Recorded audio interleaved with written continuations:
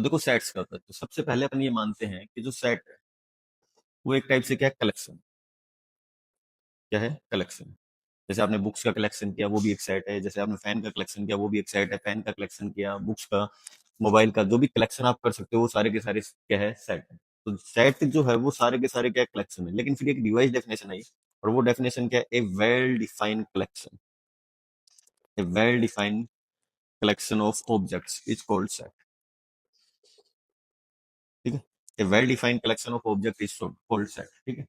तो अगर आपके पास कोई ऐसा कलेक्शन है जो वेल डिफाइन हो, वेल डिफाइन का मतलब क्या हो गया, वो अपन बाद में समझने वाले हैं। मतलब वेल डिफाइन अगर कलेक्शन आपके पास बनता है, तब वो हमेशा क्या कहलाता है, आपका सेट कहलाता है। तो वेल डिफाइन के अंदर दो कंडीशन है। पहली कंडीशन है, condition should not be change person to person.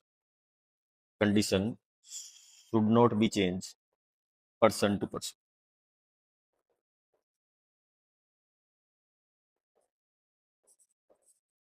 Condition जो है वो पर्सन टू पर्सन जाने पे कभी भी क्या नहीं होनी चाहिए, चेंज नहीं होनी चाहिए। जैसे आपको एक क्वेश्चन पूछा जाता है, कोई एग्जांपल पूछा जाता है कि बताओ कलेक्शन, बताओ किसका कलेक्शन, कि वोवेल्स ऑफ इंग्लिश अल्फाबेट। आपके पास जो इंग्लिश अल्फाबेट है उसके वोवेल्स का कलेक्शन बताओ, तो आप क्या कहोगे, ए आएगा, ई आएगा, आई आएगा, ओ आएगा, और क्या आएगा, यू आएगा। ये आपके पास 5 एलिमेंट है। तो आप किसी भी पर्सन से अगर आप पूछते हो कि अगर वोवेल्स जो होते हैं इंग्लिश अल्फाबेट के, वो क्या क्या होते हैं, तो आपको क्या क्या बताएंगे, ए, ई, आई, ओ, यू। मतलब कभी भी जो कंडीशन है वो पर्सन टू पर्सन जाने पे क्या नहीं हो रही, चेंज नहीं हो रही। तो चेंज नहीं हो रही तो ऐसा कलेक्शन हमेशा क्या बनेगा, सेट बनेगा।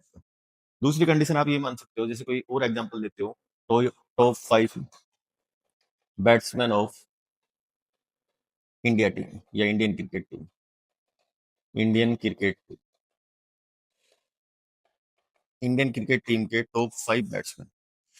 तो यहाँ पे जो पर्सन टू पर्सन जाने पे कंडीशन है वो हमेशा चेंज होगी। कैसे, किसी को विराट कोहली अच्छा लगता है, किसी को एम एस धोनी अच्छा लगता है, किसी को राहुल द्रविड़ अच्छा लगता था, किसी को युवराज सिंह अच्छा लगता था, किसी को कोई और।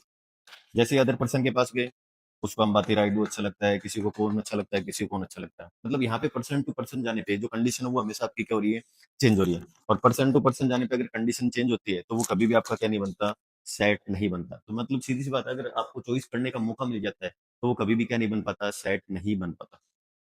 नेक्स्ट अगर अपन बात करें, इसके अंदर जो सेकंड पॉइंट है वो क्या है। सेकंड पॉइंट ये है कि जो एलिमेंट्स सारे वो किसी फिक्स रूल के अंडर में आने चाहिए। एलिमेंट्स जो है वो हमेशा किसी फिक्स रूल के अंडर आने चाहिए। जैसे अपन ने एक एग्जांपल, और अपन ने एग्जांपल के अंदर लिख दिया कि जो कलेक्शन है वो इस टाइप से, collection of numbers which is less than 5 and natural number. मतलब नेचुरल नंबर भी होने चाहिए, और वो किससे छोटे होने चाहिए, 5 से छोटे होने चाहिए। तो आपके पास क्या क्या आएगा, 1, 2, 3, और क्या आएगा, 4 आएगा। तो ये एलिमेंट आएंगे। आप किसी भी पर्सन के पास चले जाओ, वो हमेशा एलिमेंट क्या बताएगा, 1, 2, 3, 4 बताएगा।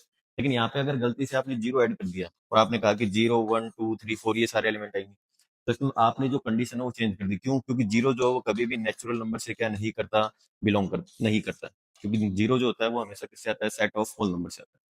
तो ये छोटी छोटी बातें हैं जो आपको डेफिनेशन बताते हैं किसकी, सेट्स की। तो सेट्स की डेफिनेशन क्या है, well defined collection of object is called set. आपके पास कोई वेल डिफाइंड कलेक्शन होगा, वही आपका क्या कहलाएगा, सेट्स कहलाएगा। देखो और अपन थोड़ा सा इसके बारे में पढ़ते हैं।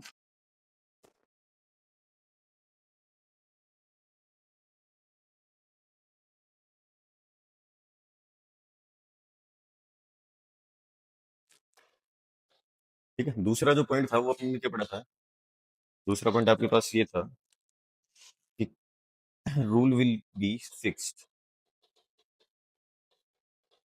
या फिर element will be right under a fix rule. Element जो भी लिखे जाएंगे वो आपके फिक्स रूल के अंडर लिखे जाएंगे। जैसे फॉर एग्जांपल अपने नेचुरल नंबर की बात की थी, और जो नेचुरल नंबर था वो आपका क्या था, लेस देन क्या था, 4 था।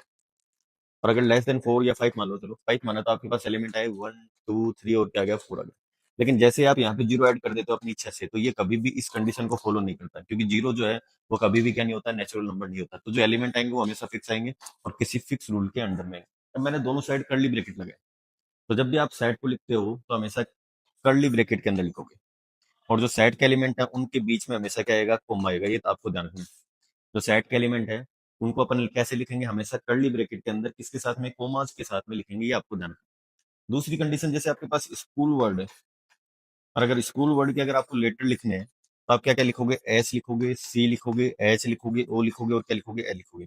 कैसे लिखा है, यहाँ पे ओ तो 2 बार आ रहा था, लेकिन यहाँ पे ओ कितनी बार लिखा है, 1 बार। तो सेट के अंदर एक पर्टिकुलर रूल होता है, और वो रूल क्या कहता है कि सेट के अंदर कभी भी कोई एलिमेंट जो है वो रिपीट नहीं होता।